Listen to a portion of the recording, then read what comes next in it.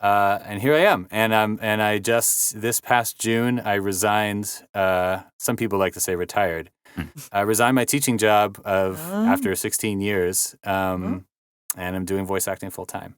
New chapter. Wow. Nice. Yeah, that's scary. But yeah, I mean, then again, I mean, going back to what you had said about like teaching requirements as well. Like I know for certain, because I also have some friends who teach. They get paid peanuts compared to what they should be getting. So I mean, going from peanuts to possibly more peanuts, like that's not not a huge peanuts to jump. Salted peanuts, right? Or roasted. Yes. I'm sorry. Let's talk about roasted peanuts. No, I'm just kidding. Yeah, it's welcome to currently Cold Read, it's where like we derail peanut everything. shells and the little skin that falls off the peanuts, but potentially honey roasted peanuts. Yeah. Right. I mean, and then you're really living. Those peanuts could be on top of a sundae for all you know. So. Oh my god. Hey, Zamoody here from Cold Read. And you're probably asking yourself, what is cold reading? Essentially, it means you're picking up a piece with little to no practice and read it out loud, usually for an audition. I know it's a scary process to walk in and pick up something and read it for the first time out loud for somebody else to judge your capabilities. So what can you do to get past that? Hold on. Can we cut the Vsauce music here? I know. The gag's done. Let's just get into regular music, shall we? Much better. Okay. You have an audition coming up and you know it's going to be a cold read.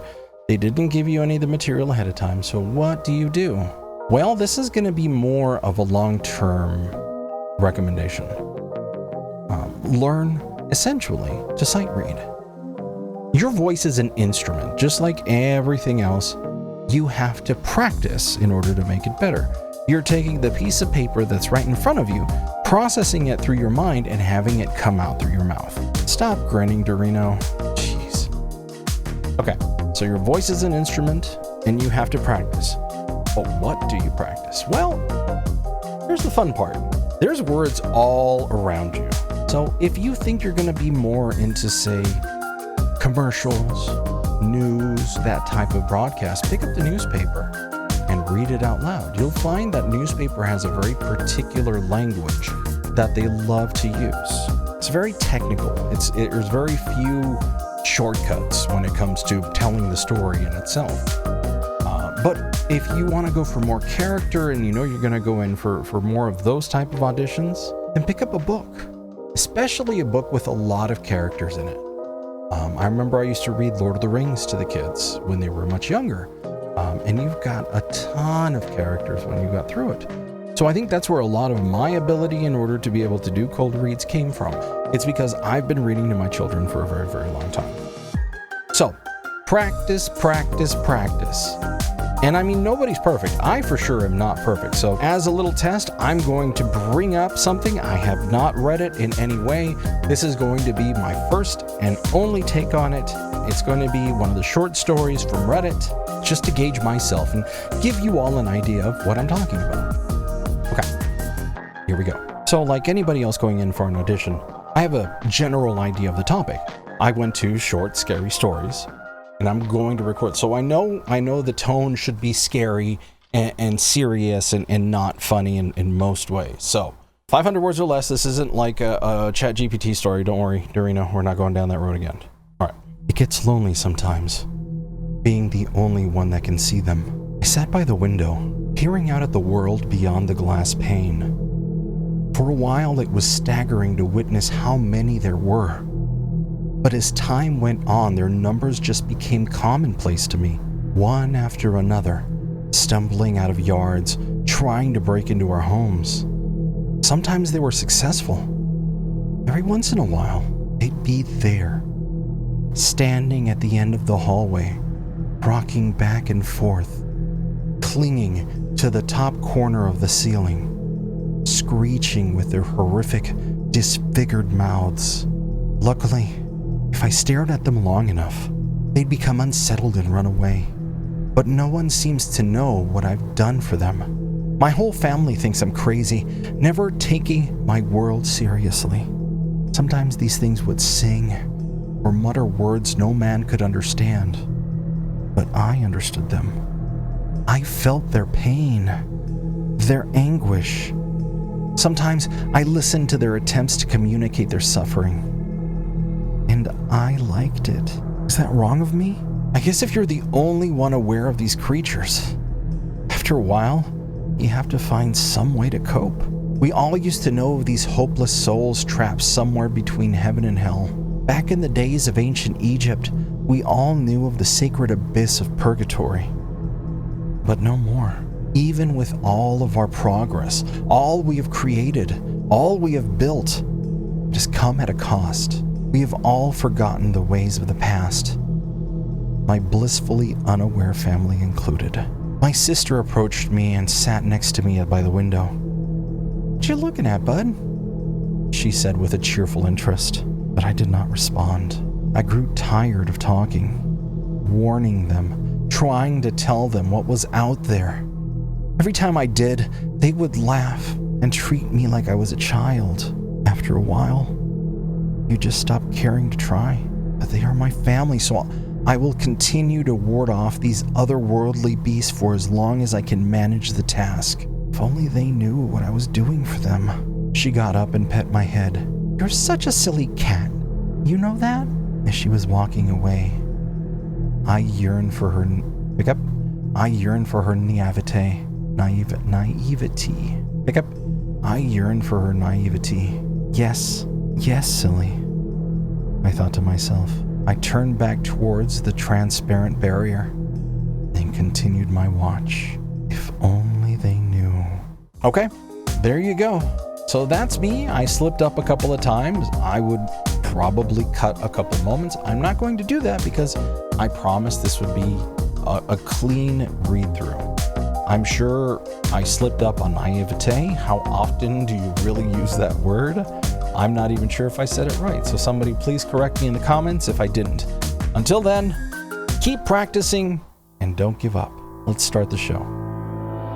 Ladies and gentlemen, good morning, good afternoon, good evening, whatever time of day it is for you, and welcome to Cold Read the Podcast, a podcast by voice actors for voice actors. And today, we have GM Hakim. I hope I'm saying that right? All right, yeah. Fantastic. We have GM here, and oh boy, I was just saying right before the show, I looked over his resume, and it's a doozy. It's kind of all over the place, so I'm super excited to talk to you about your entire journey and how you ended up where you are today. But before we get into that, let's quickly talk about where you can find us. You can find us out on YouTube. You can find us out on Twitter. Pretty much everywhere else at Cold Read the Podcast. This episode actually is being recorded offline today, unfortunately, as Zamoody is out for the day, dealing with a hurricane of all things. I mean, as far as excuses go, I think hurricane is fine. I think that's okay. I mean, I'll let him use his sick time. It'll be fine. Oh God. If you guys out there have any audio that you would like some feedback on, please feel free to submit it to us. You can send it to us through email, coldreadthepodcast@gmail.com, or you can join us on our Discord, which is going to be linked down in the description. And we promise we would absolutely love to hear it, and we would love to give you some constructive criticism, because that is what we're here to do. We're here to help you improve. Indeed. And I hope for you. Yes, 100%. I never really get to do like main host, so I should write down notes of all the things I was supposed to say absolutely fine in the intro, but yeah. So I guess with that said, last week we were not around, unfortunately. A lot of us ended up having to be a little busy, but let's do our check-ins. Starting with our good friend on the other side of the pond, Renara. Tell us how your past couple of weeks have been. So, as many of you saw, I disappeared. I went MIA for a bit. Little bit. Without going into too much detail, I was not well in the slightest. But I'm okay now, but I am a bit under the weather still. And that is usually the bloody case. Renara's ill again. Oh well, yes. However, I have decided that I've had enough of being ill. I hate this. In the bin, absolutely in the bin. I don't. Fuck off. Great start. I love it. I know. So this week alone, because Skywind has been hosting something called a game jam, which is basically everyone in every department let's see how much we can get done in a week. So I basically went, right, I'm going to start my new Imperial card proper this time. So I have done over about 300 lines, but that's not including having to do also my unique character in there. So technically maybe about upwards of 600 lines this week. Because I just decided that I was going to be a workaholic and didn't stop. So I've been doing that along with the creating, brain, words, voicing the law book contests for Creation ModCon, which happened yesterday, and I was watching it today. So that was fun to hear my voice in that again for the third year running. But also I was one of the judges that got to judge the actual law book contest, and it was an interesting experience. So that was fun to do. Very cool. Having that semblance of power was also okay. But it was really fun. It was really good. I will continue and always will want to be part of Creation ModCon in some way or another. And it was amazing. It was the best it's ever been since its inception, and I think just in 2021. And it just keeps getting better. And I'm so excited for all of the projects that are going to come out. Just long story short, Creation ModCon is a festival where all the mods that are centered around the Elder Scrolls projects, so beyond Skyrim, Skywind, Skyblivion, and Odyssey of the Dragonborn, and all those lots sort of come together to showcase their stuff. And it was amazing. So yes, I am still, long story short, done a lot, been ill again, still doing my thing and continuing on, because screw being ill, and I'm stubborn as heck. Yes. It's Fuck basically illness, quote Renara Hawke. Well, I'm super glad that you're back. We very much missed you. It's not the same without our little tidbit of British, you know. Oh, please. How was your week, Eldurrino? Thank you. My past couple of weeks actually have been also very busy, and while I am doing my best to be respectful because I do not know when this project is going to be updated, I was cast in another video game. Hey! Super excited to do that because I was actually they had went with someone originally, and that person had to drop out, so I was basically like second place. So they came to me, and the best part of the whole thing, in my opinion, was I thought I kind of highballed like my rates. Like I quote people 40 cents per word, and there was no haggling. They were like, "Okay, sure." Okay. So, no. it was such a great feeling when they're like, "Yeah, here's the script. It's 600 words." You know, so very, very cool. So the slight drawback to it, though, was it is another role where I basically just had to scream a lot. Like utilizing. You are good at it, though. and I recognize that, and I appreciate you saying so, but I don't want to be typecast, first off, and I feel like I should start charging more for those kind of roles, because agreed. It doesn't like hurt my voice, but it does strain it, and it does take me like a couple of days to recover from that, even when I'm like, you know, taking care of my voice and keeping on vocal rest and all that. So either way, I actually played the demo of the game, and it's still in early access, so you know it's got its bugs and quirks and whatnot, but it's super cool. It is a space-based game, and I love everything space-related. Like, I'm a huge fan of like No Man's Sky and In the Elite Dangerous and stuff like that. So, this is where we find out it's a cameo for StarCraft. No, I will never work with Blizzard because I think they're a bunch of douchebags. But in any case, once the update is out and my role is put in place, I will announce it, and yeah, it'll be a good time. Nice. So Zamoody, how was your week? Oh, okay, never mind. Zamoody's not here. Zamoody's in the middle of a hurricane, unfortunately. We wish him all the best. He said that he has been doing fine. He's just a little wet, and his power keeps going out every now and again. So, but like I said, we wish him all the best, and we look forward to talking with him next week, provided that everything is safe and sound. All right, now then, I'm going to shut up, and we're going to turn our attention to our guest, GM Hakim. Please tell us, how was your week, my friend? My week was good. On the voice acting front, it's good. I've got a couple of projects I'm working on now, which are pretty exciting. Book 4 of an audiobook series, the final book of the series that I got on ACX. It's going to be out on Audible. Nice. So that's exciting. And then one that I can't talk about, but is also great. Yeah.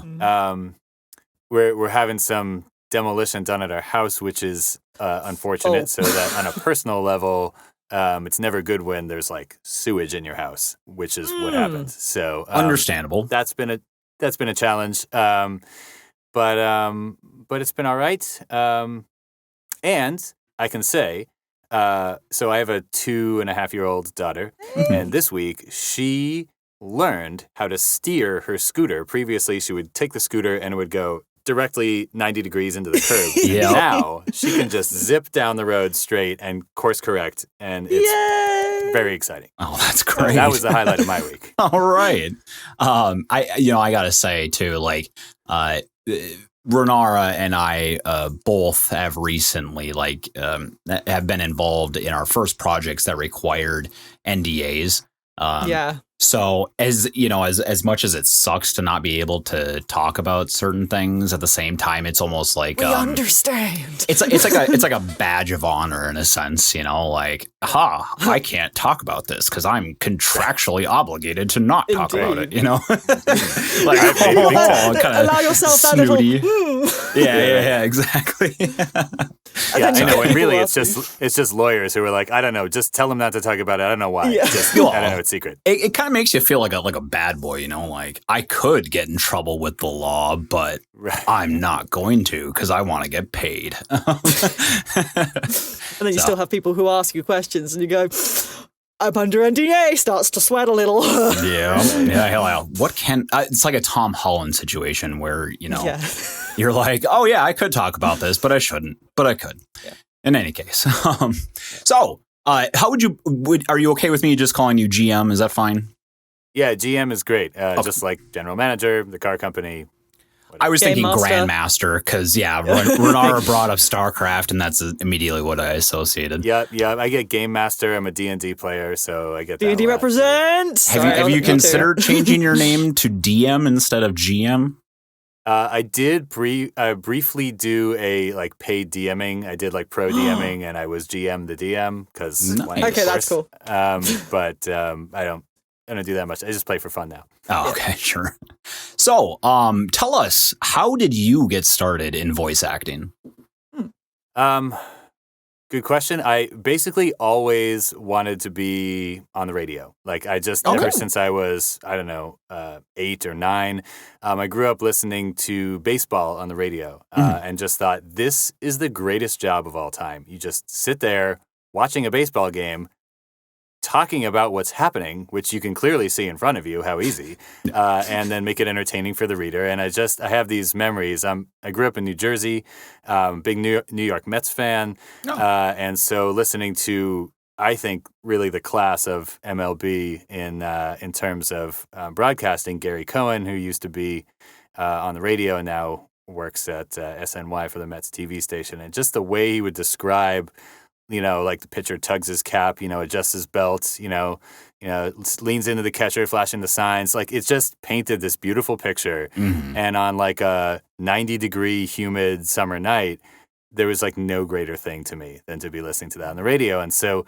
from a very young age, I thought, okay, well, when I go to college, I'm going to study broadcasting. And so I looked around when I was college searching in high school for colleges that had good broadcasting programs. I ended up going to Syracuse University, which has a laundry list of some of the biggest names in the industry. Oh yeah. Who have graduated from there or who have attended, and did that for 2 years. Mm-hmm. Had a radio show for 3 years, and then worked at the station for 4. Oh wow. But didn't really. I worked at WAER. Just shout out for anyone who might still work there, who I may have worked with 20 some odd years ago. Yeah. But I didn't really know. I was a little naive. Naivete. I had some naivete to bring that back as a kid, and didn't really realize what it would be like to have a job in that industry. And I realized really only upon graduating that if you're doing sports broadcasting, you're working every night, you're working every weekend, you're working every holiday, because that's when sports happen. Yep. When people are around to watch them and give you ratings. And that to me didn't sound like the life that I wanted. So I became a teacher. All right. Also, teaching assistant represents.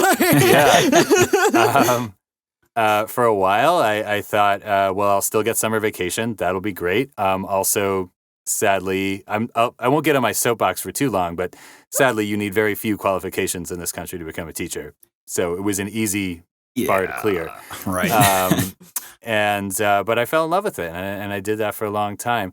I actually cut my first voice acting demo back in 2007. Oh. Because So here's the weird thing. I thought, this is a fun thing. I feel like I have this skill. I studied broadcasting, et cetera. Yeah. And I cut my demo back then after taking some classes with a voice actor living down in Tucson, Arizona. To this day, I don't remember what her name was. I was really young at the time and not really plugged into it as a career track, but I thought it would be fun and maybe I'll shop it around. And after that, the financial crisis happened, like the housing crisis of 2008. Yeah. So no one was hiring anyone. And combined with that, Tucson, Arizona is not exactly like a hotbed of opportunity. No, not really. And this was sort of before I guess you could have done remote work back then, but it was much less common. Yeah, I imagine it'd be rare, a lot rarer back then, Yeah. So I just kind of sat on it for almost 15 years. And then this past year, a friend posted on, about 2 years ago maybe, a friend posted on Facebook that his first audiobook came out, and I went, hey, I know that guy. How did he release an audiobook? That's weird. So we just talked about it, and he got me set up with his studio that he got his stuff done with, Abacus Entertainment in New York City. Took some classes, got some demos produced, and here I am. And I just, this past June, I resigned. Some people like to say retired. I resigned my teaching job after 16 years, and I'm doing voice acting full time. New chapter. Wow. Nice. Yeah, that's scary. But yeah. I mean, then again, I mean, going back to what you had said about teaching requirements as well. I know for certain because I also have some friends who teach. They get paid peanuts compared to what they should be getting. So, I mean, going from peanuts to possibly more peanuts, that's not a huge peanuts to jump. Salted peanuts. Right, or roasted. yes.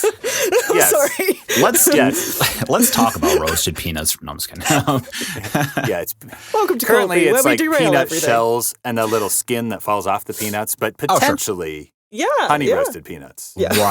Right. I mean, Right? those And then you're really living. those peanuts could be on top of a sundae for all you know. So, Oh my god. so going back to your radio show, do you during those broadcasts, was it more of was it like a college based thing, or was it like a citywide or a statewide broadcast? Yeah, so WAER is a NPR radio station in Syracuse, New York that is housed on the campus of Syracuse University. And so it's staffed by, professionals who work for an NPR station. Yeah. The sports department was headed by a pro, but it was staffed under that all by students. So you had, seniors and juniors were like the on-air talent, and they did the play-by-play. They did the engineering. They answered the phones, the producing. They did the post-game shows, all of that stuff. Wow. And that was real-world job training. They ran a real radio station. I, was there, like, when they always would say, oh, thanks to so-and-so on the other side of the glass. Like, I was on the other side of the glass, doing the levels, pulling the vocals down, doing the bump music, and then you try to hit it at 8:01 p.m. and 0 seconds, and you slide it down, and it goes from NPR News in Washington. I'm Corva Coleman. You'd be like, yeah, like nailed it. And so I did all the engineering for that. I did on air. I just had a music show. I just did like a folk and jazz show in the evenings once a week. So totally unrelated, because that's like, I was like, how can I be on the radio? And they were like, how does Tuesday from 9 to midnight sounds? And you can play whatever you want. I was like, I'll take it. There you go. So, fascinating. And that's really useful for your future too, because like I know in my case back like in high school and then shortly after that, I worked in theater. Doing both audio as well as like lighting and whatnot. So same thing, like I got used to, needing to manage levels and needing to, set EQs properly, stuff that was, I didn't realize was going to be beneficial to my future. And I totally know what you mean when, your transition goes ever so smoothly and you're just like, God, I'm the man, like, yep. I know it's such a geeky thing to say, but I'm right there with you, man. It feels awesome. You're just like, nobody knows that I'm like 18 and it just killed that. Like, yeah. It's awesome. Right. So moving forward into your teaching career, what did you teach? So I taught English for most of my 16 years. I did like social studies for a year. I was a teaching assistant for a year, but I mostly taught English. And then I also taught a Model United Nations course, did some life skills classes. I taught some journalism. I taught theater. I taught improv. Oh, wow. So for 10 of my 16 years, I taught in Montessori schools. So I'm a big Montessori school proponent, trained Montessori teacher, taught at the middle school level. And, this is a voice acting podcast, so I won't go on too long about it, but I'm a big proponent of Montessori education. I think it should be in more public schools. I think it should be accessible to everyone because I think the philosophy really works and it works to meet kids where they're at and, and really put the child at the center of the education rather than the teacher. That shouldn't just be in some places it's public, but in a lot of times it's private, and that shouldn't be something that's sort of behind a paywall, I think. I'm wondering, did you ever? I know you went from radio straight into teaching. Were you able to take? For example, were you able to take those radio skills and start using them with the kids? Like, did you create a small radio studio or some sort of? Were you able to utilize those, or was there that much of a disconnect to the way when you started doing voice acting, it was like a jump back in, or was it? Did you find you were able to have those skills weave their way through, or was it such a disconnect? Yeah, that's a really good question. So I think, if you look at my actual diploma, it says magazine journalism, because I switched to magazine journalism after 2 years of college. And I think there were a couple different reasons for that, but I still felt like broadcast in my heart. I just thought maybe it's more applicable to have a writing degree, and then those were the skills I really took with me into education. So of course, the minute anyone found out at school that I had a journalism degree, they were like, "You're doing the newspaper, right. all this stuff." And I was like, "Okay." So I did that for a number of years. Had kids like put together a newsletter, write articles, learn to edit. It served me really well as an English teacher to really teach them how to write. I think from a voice acting perspective, if I had worked at, say, a high school that maybe had more facilities, some have radio stations or big, theaters or things like that. I probably would have done more of that as a teacher. Yeah. As it was, I did a lot of theater like myself as an actor when I was in middle school, high school, and so I taught theater. I taught improv, like I mentioned, and so those skills are very applicable. I did some like expressive reading assignments with kids. Where cold read per se, maybe. Like read out loud and like do this character's voice, do that character's voice, and I would frequently do read alouds with the students, where I would read or they would read, and sort of coach them up on that. At the time, I didn't know that was called voice acting. I just thought you could either read this book in a really entertaining way, or you could read it in a boring way. So like, let's read it in an entertaining way. And I didn't really know that I could get paid to do that as a narrator. But no, I love that because I mean, I'm also now was a teaching assistant, so a similar vein sort of thing of those sorts of skills do go under the radar in the sense of some people will think, oh, I want to be a voice actor, or but I hate reading, like whatever or something like that. It's like, but no, you can find ways and other ways to incorporate that and stuff. I have also noticed that it says on your resume that you've written a novel. You've written a novel. In talks about the audiobook side of things, have you ever thought about perhaps making an audiobook of your novel? So, yes. So I've written, and so when I say I've written a novel, I mean I have a large text file on a hard drive in my house. Hey, it counts. In my book, it counts. I, in previous years have sort of shopped it around to agents, and I haven't gotten any bites yet. I've proudly collecting rejection letters, like every good author should do. And now, and really, I mean, being a teacher is so all-encompassing of a job. You're working constantly, all day, every day. And the summer's off, and you just are like done, right? So, so now that I'm full-time voice acting, I say full-time voice acting, but am I going to pull that novel out of a drawer again and start submitting it to agents? Of course, and then we'll see where that goes. If it does ever get picked up, which would be wonderful, I would love to narrate it myself, because I can do that. That'd be great. Yeah, and I think you'll find too that like with a lot of other artists too, it's never just one thing, that they're working on. There's so much going on behind the scenes, like first thing that comes to mind is like Jim Carrey. Jim Carrey is a huge big name voice actor, and not many people knew that after I want to say after like 45 or 50 or something like that, he picked up painting and started selling his work on the side as well, just because it's something that he was passionate about and something he enjoyed doing. So I would love to. I'm not huge on reading anymore. I try to get into reading, but as soon as you publish that, please email me and I will absolutely pick it up, because I would love to read it. I appreciate that. Yeah. Thank you. So now, I know you said that, in middle and high school, you did theater and whatnot. Do you feel like, aside from just seeing that post from your friend about the narration job, that teaching theater in school helped, revitalize or, bring forth a passion to start voice acting? Sure.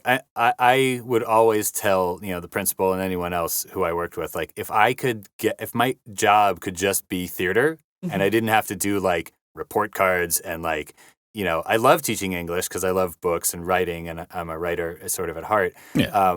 But if I could just do drama, I would just do drama, because it's you get to play goofy games with kids, get them out of their comfort zone and learning things about themselves, and you just laughing all the time. And I'm like, this is way better than being no, focus, make sure you're writing. How productive are you being? There's homework. Right.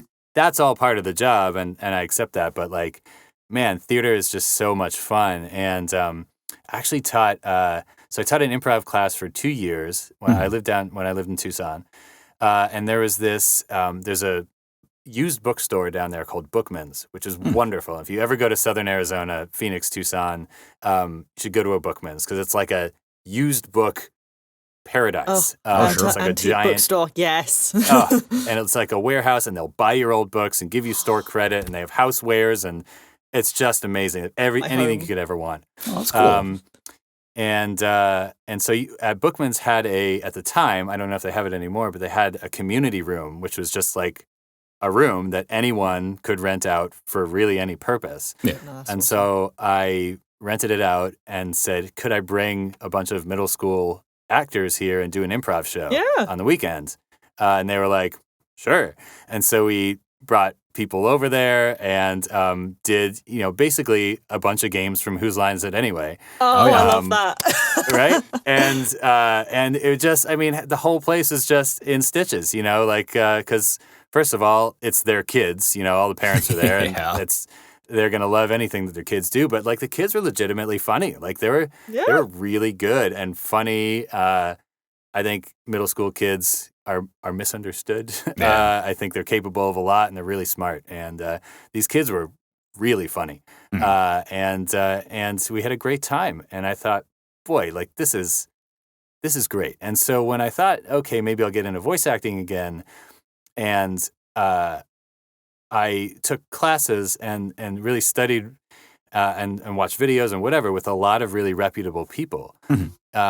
They all would say, I heard this again and again and again, and from none other than Deborah Wilson, paragon of voice acting. It's not about your voice. Yeah. It's just not about your voice at all. No. It's about your belief and your truth and your acting. It's about acting. 100%. And I thought, oh, okay, everyone's told me you have a nice voice. I'm sure everybody has that story. Yep. But I was like, oh, all those years of acting and drama and studying it and teaching it and everything.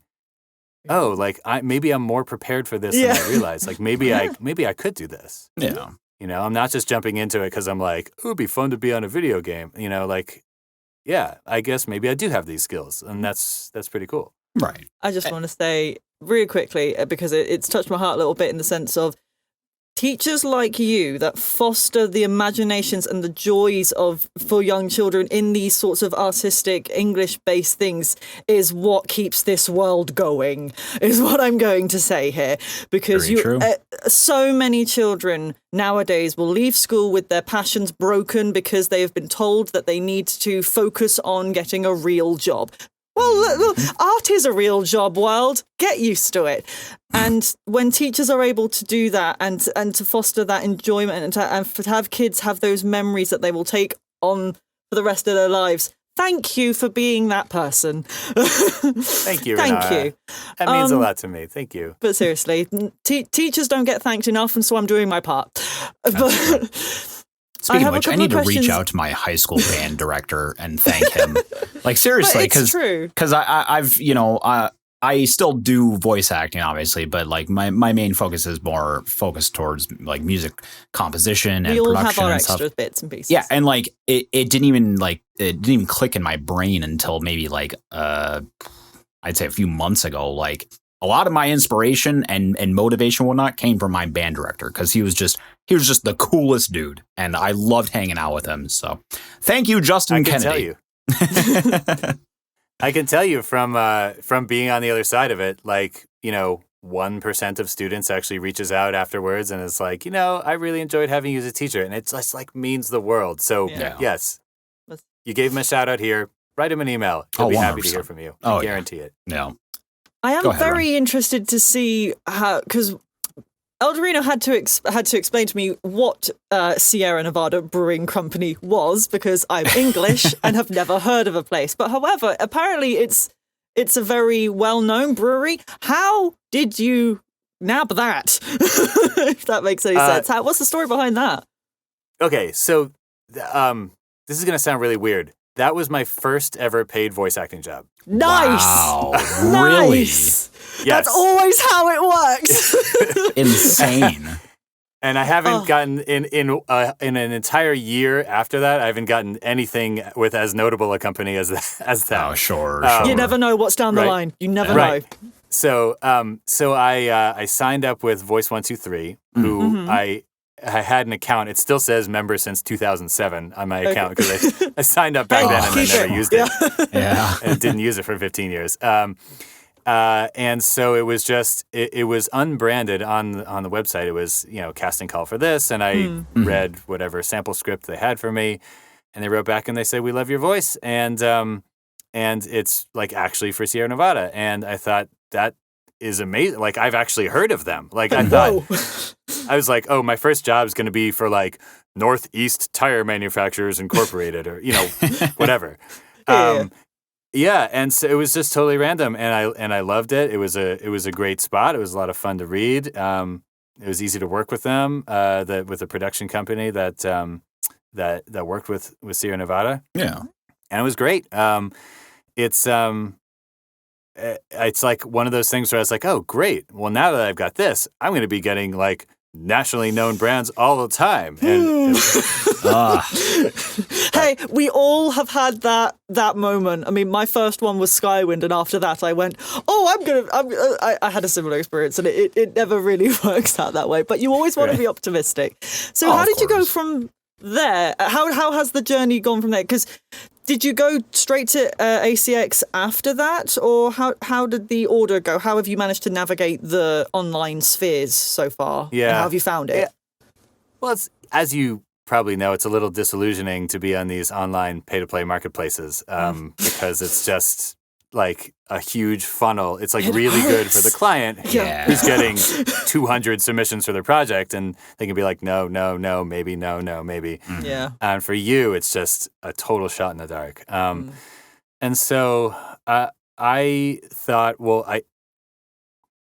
I was getting a lot of auditions that I would submit on Voice123 or on Voices.com who just didn't listen.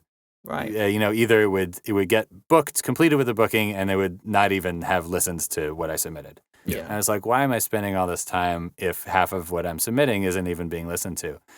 And so, I started thinking, okay, I've got to start reaching out. The Twitter is really good for voice acting. There's a bunch of casting calls on there. I've got on Casting Call Club, whatever.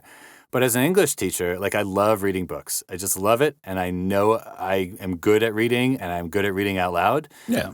And I really, I admire Scott Brick a lot as well. There's several narrators that I like, but I really like Scott Brick. I had the opportunity to take some classes with him at VO Atlanta this past year, which was wonderful. Oh, fantastic.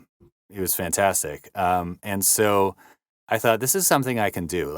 I know he's like the big shot in audiobooks, and I've listened to his audiobooks, and he's really good. He's really good. And I was like, but I kind of believe I'm that good too. Yeah. Some of these people who do the commercial reads, I'm like, that's not my style. I can't do like Ford trucks, I could kind of fake it and maybe make it sound okay at home. But maybe that's not my niche. Sure. But audiobooks, I'm like, I think I'm as good as anybody. I just really believe that. And I don't mean that to sound cocky or pompous or anything, but I'm like, I literally did this every day for 16 years. Yeah. It's well-founded, No, I believe that. So, I was like, okay, so I found out about ACX, and I went on there, and I started auditioning. And, of course, 35 auditions in, I booked nothing. And I'm like, whatever. But I got my first one. It was called The Observant by Ravi Mangala. This guy found me. He found my profile. Oh, don't you love it when someone does that? Oh, it's amazing. Yep, it was great. And so we talked back and forth for a while. And I narrated his book, The Observant, which was great. It was a joy to narrate. It was really well written. As a writer, I can tell this is really well crafted, and that was fun. I got another book called The Dark King by Jessica White, which is kind of like a paranormal fantasy romance.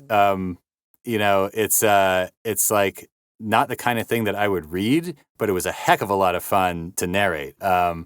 Mostly because I did the whole thing in a fake British accent. Oh, now you've said it. Now I need to hear it. No, I won't do that. I'm sorry, but it's like kind of like a Mid-Atlantic, but it's. I know what you mean. Yeah.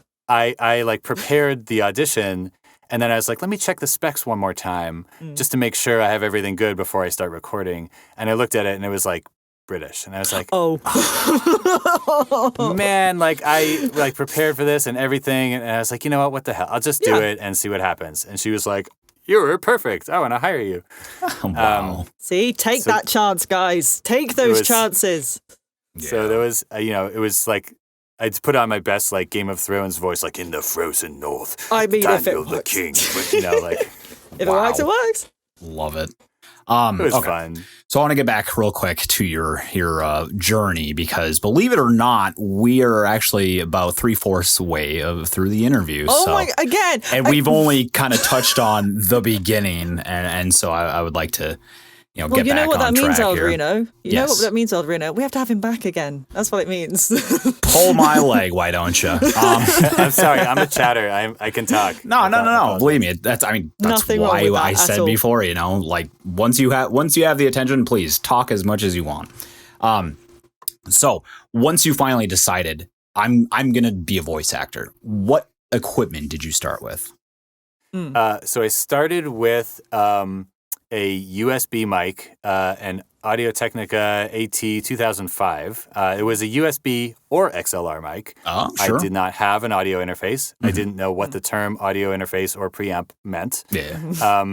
And I was in my class with Bruce Cronenberg from Abacus Entertainment, and he was like, "Oh, why don't you record yourself?"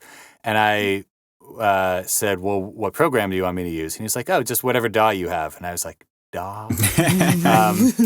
And so I was like, I was just going to record on Photo Booth. And he was like, okay. So I had nothing. Yeah. I had no sound treatment. I had little mic. I just didn't have anything. Yeah. And so I did a lot of research and talked to him and talked to a couple other people. And I built this studio last summer.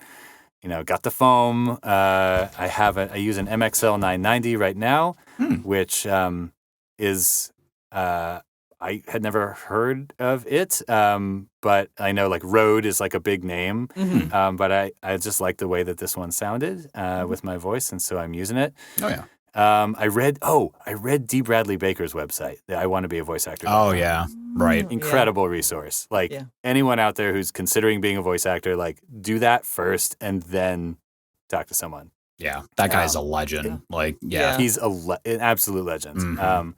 So I got a lot from him, which was super useful. I don't know if I answered your question. I think. No, yeah, you did. I was more curious about the what microphone Equipment. you started off with. Yeah, because we're all pretty much in the same booth. You're like, all right, I wanna start doing this thing. So you think you're ready right off the rip, and as it turns out, I distinctly remember one of the very first auditions that I put in for, Zamoody had sent over to me, and it was for a fighting, like a 2D fighting game, loosely based on I'm here. cereal mascots, like the Cocoa Puffs bird and Sam from Fruity Loops and all that stuff. But I thought my performance was decent. Like it wasn't great, but it was decent enough. But then, obviously in hindsight, you look at it and you're like, oh my God, listen to the amount of reverb and echo. And there's at least 3 cars driving by and there's kids outside playing. And you're like, wow, that was terrible. And I know as well, Ren started off with the headset that she's wearing currently. This and little the thing. microphone, yeah. Which, if you're still listening and you are not watching this on YouTube, come join us on YouTube. The small little snake thing that I started with. Literally, that's it a plugs into the. That is a microphone. Yep. Yep. Looks This like is how a I watch started. band. It's because it's I've got my it goes this side. It literally sticks into this little port here. I don't use it because it takes the same wire that my microphone actually would use, because my microphone has a splitter and I'm waffling. Waffle. Never mind. I don't have the Ren Rambles jingle available, unfortunately. Don't worry, it's fine. I'm trying to be really good with that. I don't have a mix board on my desk like Zamoody does, but in any case, what we're trying to say is we've all started in a very similar position, basically. So, and it's one of those things of there will be people out there going, am I okay with what I'm starting off with now? Absolutely, guys. Just whatever you've started with, you've started. That's the main hurdle. Yeah, 100%. I mean, the other reason, so I got this MXL 990 because it was like $100, and it sounds really good. It sounds much better than what you think a $100 mic would sound like. Right. And I actually just picked up a what is it? It's a Rode NTG2, which I really like that too. It has a different sound, but some guy was cleaning out his business after 30 years in business and was getting rid of one, and I thought, oh, well, there sure, you go. I'll take it. Yeah, take it at it. So that was helpful. Oh, it's fantastic. One Bren, tiny you have something thing. to say? It's more the fact of it. So it was reminded me of something I've learned recently because, and I don't know whether you found this as well, GM, but it's when I was switching over from my USB, I went from this to a Samsung USB to my Stellar XL that I've got 2X, whatever it is. I'm dyslexic. Fuck that. But what I've witnessed it more online within forums and stuff. But a lot of people say that certain mics will work best for certain voice types. Yes. So for me, I've got a slightly lower voice for a woman, shall we say? And I was told to look at a few certain mics that were catered towards that voice. Did you find that as you were going through your sort of set list, or does it? I'm Eldurrino. Yeah. Help me finish this sentence. It's no, not working. No. So I would love if there was like one master chart that was like male baritone, male bass, male tenor, female whatever, and then it had all the microphones and it just gave you the ratings. Really lovely, I know, like I'm an English teacher by trade, but and a voice actor, but like I also love stats and things like that. Mm-hmm. And so I would love if there was like a master list somewhere, but I don't think there is one. No. So I mean, opportunity potentially. Yeah, you can. I mean, you can Google it usually, and I know a lot of review sites will tell you like this is more suited for someone who has a deeper voice versus someone who has a higher voice. But all in all, like just demo it. Test the mic out at the store if possible and see how it makes your voice sound to you. Because at the end of the day, the audio engineer can make your voice sound like whatever they want it to usually. That's fair. It does matter to a certain extent. With that said, so you've kind of had your hand in a lot of various facets of voice acting, whether that be narration, commercial, character. Do you have a preference? I don't have a preference in what I do. I know that talking and acting are skills that I have, and so I enjoy doing that anyway. Like I'm happy to read like a nice soothing narration read, or also like a really active, engaging narration read. But I also love playing characters. Audiobooks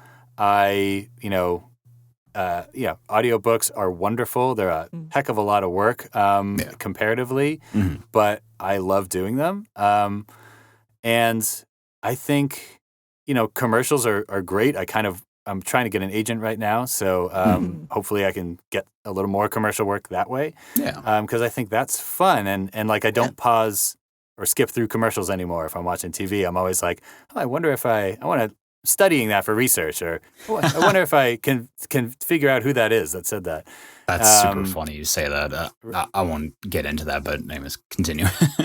Right. So like I don't particularly have a favorite. I just I know that it's a skill I have, and sometimes I feel like I don't have a lot of skills. Like Napoleon Dynamite's like, I don't have any skills. Like I feel like I'm not like super handy. I'm not like, I can't do like, the business world. I'm not like into like, science and research. Like I'm not good at a lot of that stuff because I haven't really practiced it. Sure. Yeah, but so this I can practice. You've just you haven't practiced it then. So stop being so hard on yourself.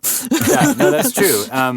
And so I don't mind. I would say my ultimate goal ever, like that would just like make me explode in a supernova of stars and just go off into space forever, would be to be a voice in a Final Fantasy game, because that was to me like, I'm more of a board gamer than a video gamer, but growing up I played all the Final Fantasies, even like the ones that they released in Japan that they never released in the US. I like Crisis Core. got the emulators and whatever and played them all. And, that would just, so like I guess character work would be in a video game would be like my ultimate thing, or perhaps like children's animation. Like I said, I've got a 2-year-old. We're big Bluey fans. Love Bluey. Oh yeah. I'm not Australian. but like I would love to be a voice in a kids show. Kind of dovetails with teaching really well, and I would just think it's really fun. I did want to tell you, actually, the reason of that. Ooh. Do you remember the very first scene of Mrs. Doubtfire? Did you ever see that movie? I should have, but I got no. I'm going to say no. I have seen it a few times. I cannot say that I recall it very well, aside from like the more notable scenes and the hello thing. Hello with the cake. Yeah. Okay. The very first scene is Robin Williams in a studio at a microphone, playing like a mouse and a bird, essentially like a Sylvester and Tweety like. Cartoon show. Okay, doing the voices for that. And I remember watching that movie as a kid and thinking, that looks like the coolest job ever. Right. And then that probably lived in the back of my brain for 20 years before I kind of pulled it out again. And I'm recalling that now. And I went back to find that on YouTube recently. And I was like, yes, like that's the scene that like had this imprint on me as a kid that never really went away. And so I think that kind of kids animation or like I said, video game work, something that people could play or watch that would be exciting and meaningful to them out in the public domain, but they're like, who is that? Like, I Full love the circle idea moment that almost. I love the idea that people don't exactly. You could walk down the street and people won't know that you're like this, this like comforting figure, or this like you hear them talking about the character, and then you're like, that's me. Right. Yeah, I think that's so cool. Has there ever been a role? Has there any been a role that has specifically stood out to you that you feel got away from you? For example, for me, I saw an audition for Black Desert that I should have really bloody taken, because Black Desert Online what the hell, Renara? is huge. Yeah, I know. But for me, that would be my example of I literally saw that and chose not to audition for that, and I've been regretting it ever since. Yeah. Have you got anything like that in your voice acting journey as far? It's okay if not. No, I mean, not that like got away from me that I didn't audition for, but there was a feature film casting call, an animated feature film casting call recently on Twitter by a filmmaker named Denver Jackson. And he posted it on Twitter, and I auditioned for a couple roles, and I like really thought I did really good reads for 2 or 3 characters. Yeah. But of course, so did 150 other people. Yeah. Right?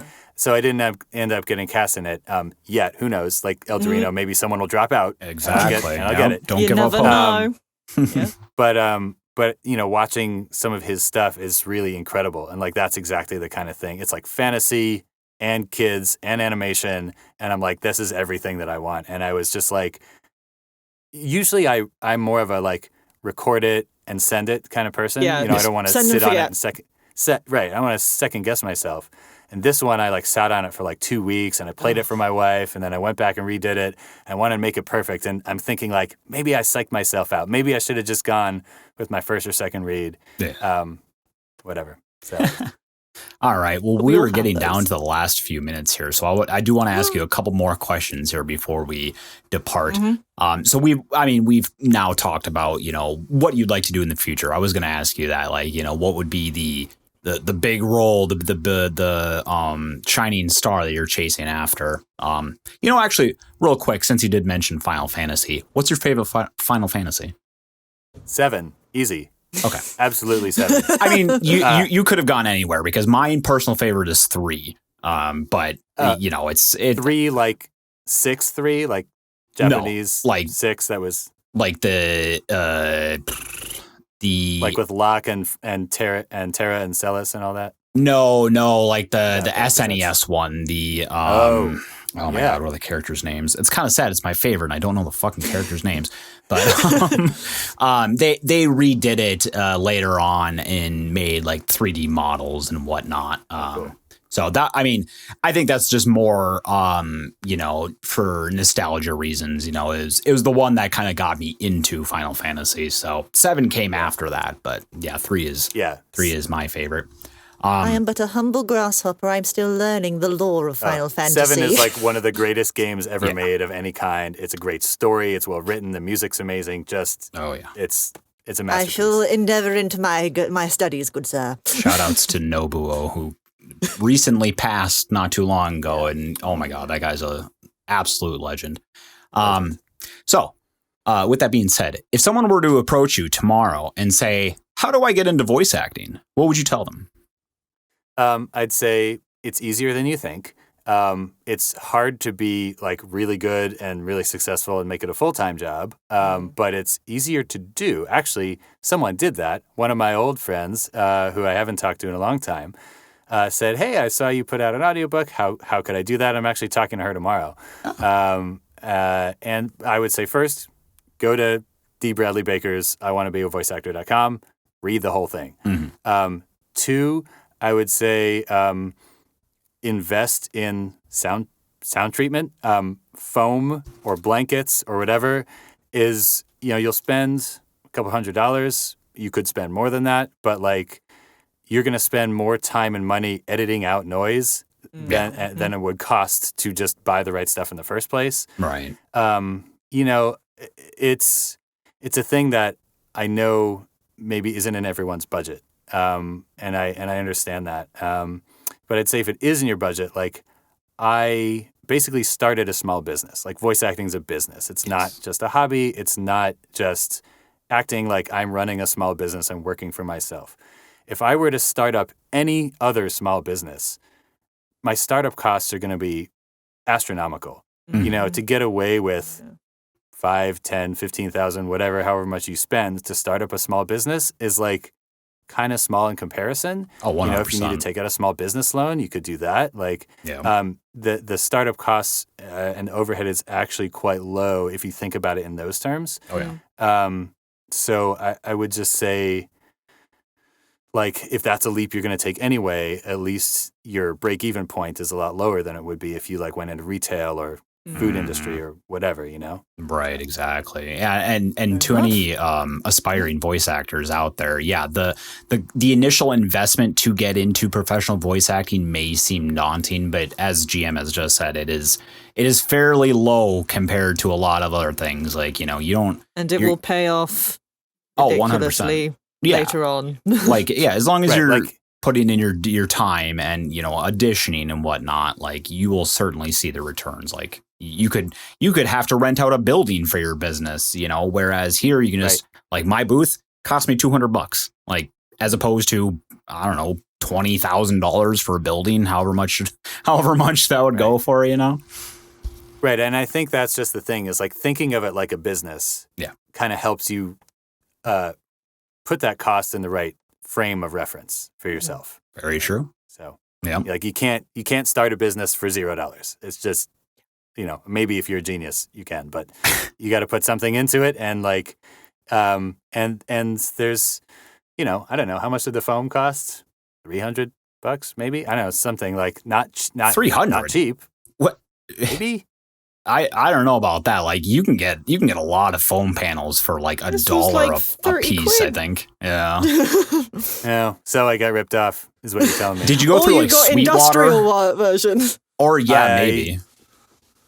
They do look industrial. I won't lie. They look more like than the Amazon panels that I have in my box. Oh, yeah. Hey, I honestly don't remember where I got them from. Sure. Either way, you sound great. I mean, I can see too, you have like bass traps and whatnot. Like I don't have that. And I know bass traps are more expensive because they are denser, but yeah, it wouldn't surprise me if you actually have like more, for lack of a better term, industrial grade, foam protection. All right, last question for you. So would you say the same thing to, like, if you were to go back in time to a younger version of yourself, whether that be while you're doing your radio show or maybe right before you decided to get into voice acting professionally, what advice would you have for your younger self? I would say know that you can do it. Like, have faith in yourself, because I think imposter syndrome is real. And I think even people who are way more successful and have a more lucrative voice acting career than I do, still feel that very much and very acutely. And I think that probably never goes away. And I think just thinking about the fact that basically if you're booking like 1% of your auditions, like you're doing all right, and like that's a really hard thing to get used to. But someone told me that and I thought that's pretty low. But like I'm used to succeeding more than 1% of the time, like in teaching. Like I would be fired if I succeeded only 1% of the time as a teacher. Right, yeah. Right. But like your job is auditioning, and they're going to only cast one person for the role, right? So if like someone is perfect and you're amazing, but you're not perfect, they're going to cast the perfect person. And it doesn't mean you're not great. Like it's a job. I would say it's a business about connections, like pretty much any business. Yeah. I know that like being a teacher, being able to relate to a bunch of middle school kids who are at a very volatile time of life, and their parents and my colleagues and administrators, like it gives me the ability to relate to a lot of different people in a lot of different ways.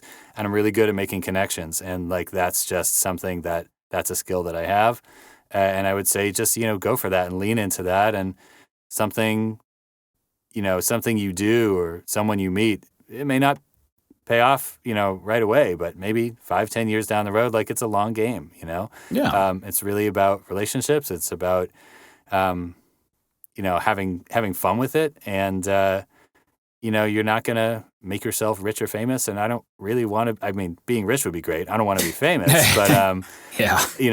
But like if you get joy out of it and it can help you pay the bills, and like, then that's okay. And you should go for it. Yeah. Well said. About the journey. Yeah. Exactly. Quick note here. Luneth, Ark, Ruffia, and Ingus are the main characters in Final Fantasy III. I had to look that up. Okay. And what was the last one? Ingus. Ingus. Yeah. I remember Luna. Well, the main character is Luneth. So Luneth. Oh, excuse me. yeah. He has like remember that. He has like a white ponytail and like I don't know what the hairstyle is called, but does that mean I get to ask the last question, Eldurrino, or are you gonna do it? Well, I still have a couple of questions in the pocket right now. So, but yes, okay. Final questions, Renara, please go ahead. No, I'm going to give that over to you. My questions have been answered, actually, to be honest. What? Okay. More pressure on me, I guess. Okay. I came prepared today. Fair enough. I always like to kind of wrap up the interviews by asking a couple of fun questions. But there is one thing that I saw on your resume that you failed to mention, is that you have studied abroad in Australia for, what was this, marine biology? How did that fall into your lap? How did that work? Yeah. So I thought I want to study abroad in college. It's just a thing that's very important to me. Mm-hmm. And how do I get as far away from New Jersey as possible? And if you look at the antipode of New Jersey is, I think, just off the east coast of Australia somewhere. And so I thought, that is amazing. Like literally the other side of the world. Yeah. And so I just, commitment. No hate to New Jersey. I grew up there, whatever. It's not my favorite place in the world, but it's fine. And I lived there for 18 years. I was kind of done. And I think a lot of people feel that way about where they grew up. Yeah. Some people love where they grew up, whatever. I wanted to go far. And so I went there, looking back, I was like, oh, maybe I should have gone to a totally different culture because, but it was really interesting because Australia is so much like the United States. Like, I feel like the U.S. and Australian culture are almost a lot closer than like U.S. and British culture. That makes sense. And yeah, right. I'm going to say yes on that. Makes sense. Like, and yet it was so far away. Like Australia is like, it's pretty much like in between like England and the U.S. and sort of some things are more British and some things are more American. Yeah, I can see that. And I just, I loved it. I went down there. I'm still a big Brisbane Lions fan. If anyone out there watches the AFL, I still follow them each week. And I just had a great time. Like, obviously the language was easy. I picked up a couple new slang expressions, which are fun. Some of which you can't actually biology, say here. The reason the reason I took the marine biology course was because they said field study to the Great Barrier Reef. And I was like, yep, signing up. Nice. So I had to pay for that, but also like as part of the course, we took a boat to this place called Heron Island, which it's like half of the island is like a $1,000 a night resort, and the other half is like a research station owned by the University of Queensland. And so I got to go there and like snorkel around and watch baby sea turtles hatching and call it course credit. Wow. So that's really the only reason I took that course, and it was well worth it. I mean, that's still super cool. Yeah. All right. My last question for you is possibly the most important question of this entire interview. Mm-hmm. What is your favorite pizza topping? Ooh, that's a good one. I would say I'm not a super traditionalist. I have no problem with pineapple. I just want to say that up front. I know if I get some hate for that, that's okay. I did grow up in New Jersey, so I know there's probably a lot of people who are not going to like that answer. But my favorite is going to be like caramelized onions and roasted peppers. Okay, that's a new one. We haven't had that one, I don't think. I love roasted peppers personally, so I'm fully behind it there. Not so much on the pineapple thing, but enough. Yeah, like I think I like meat, but I think a pizza is better as a vegetarian thing. That's just how I feel. I mean, that opens up an argument as to whether or not pizza is technically a fruit pie because, tomato base, it makes sense, right? Yeah, I mean, I still can't get over the fact that Americans call basically cheesecake would be a cheese pie from your bloody standards, but we aren't going to go into that. Everything's a pie. Everything is a pie. Everything is a pie for you guys. Well, cheesecake it's a lot of sugar though. I think that's really what makes it into the cake. Yes, it is cheese, but there's so much sugar in it that it doesn't really matter anymore. Like the too milk. Heavy. It's too heavy. I'm lactose intolerant anyway. Sure. Pizza, you can handle it with an enzyme. Cheesecake would wreck me, so I'm not a fan anyway. Oh, that's too bad. This is going to sound really dumb, but every time I go to the dentist, there's a cheesecake factory like right across the way, and we always go there right afterwards. Right after the dentist. Yeah. I know it sounds silly, but it's just it's like the adult form of being able to get a toy from the toy chest or get a lollipop or whatnot. We just spend $10 on a slice of cheesecake instead. Welcome to My teeth are as ColdRead. clean as they'll ever be. I'm gonna go fill them with sugar. Exactly. Yep. Come for the voice acting, stay for the cheesecake. What's one more cavity? All right. So normally we have intro music, but I'm gonna have to throw that in post. So here it goes.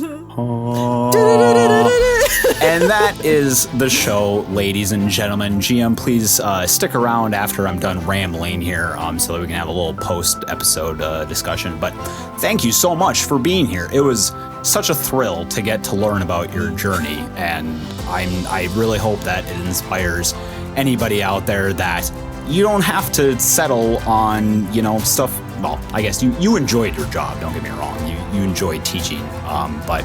Just because you're in one place doesn't mean you're going to be there for the rest of your journey. Even if you're enjoying it now, your journey is completely up to you. Exactly. That's right. You see in those like magazine bios, it's like so-and-so is a this, a this, a this, a this, exactly. a this. And like, those are the commas that I want. Like, not the money commas. I want the bio commas. There you go. No matter where you are now, dear listener, and if you want to do voice acting, eventually, if you want it, you'll do it. Yeah. Just be patient with yourself and know that it's a journey and there is no final destination for it. Yes, there may be a final goal, but it's about the journey. So if you want to try, you want to start, well, GM told you where to start, so. Exactly. Yeah. Thank you guys so much for having me on. I really appreciate it. Yeah, thank you for being Thank you for coming on. If you got to this point in the episode, I know Zamoody usually offers a coupon code for paying for services, but we don't really have one. So I'm just going to make up, if you comment hashtag koalas are evil in the comments, Zamoody will pay $20 towards either my services or Renara's services. So please make sure to comment that down below. And hey, while you're doing that, hit that thumbs up button. Make sure you subscribe if you enjoyed what you heard or saw, I guess. And again, if you have any audio that you would like some positive and constructive review on, please join our Discord. You can find that link down below or email it to us. ColdReadthePodcast@gmail again, or gmail.com. Again, ColdReadthePodcast@gmail.com. Next week, we will be back, and I think next week we're probably just going to do some audio review because I know there's a couple of demos that we've been sitting on for a while from our previous guests, as well as ones that I have helped produce. So we'll most likely be reviewing those, which we haven't done in a while. So it'll be a good time. It'll be really nice to provide some constructive feedback to everybody. And I believe next week Renara has the intro. Oops. Oh boy. Okay. You'll be fine. Every intro you've done is always great. I'll figure something out. I'll figure something out. Was that your American accent slipping out there? No, that's my Devonshire accent coming out there. That's what that is. That's my farmer accent. Oh. Or my pirate accent, depending upon where you think I come from. But yeah. I do like pirates. All right. Until next week, everyone, have a great evening, and we'll see you next time. Bye-bye. And remember to drink your water.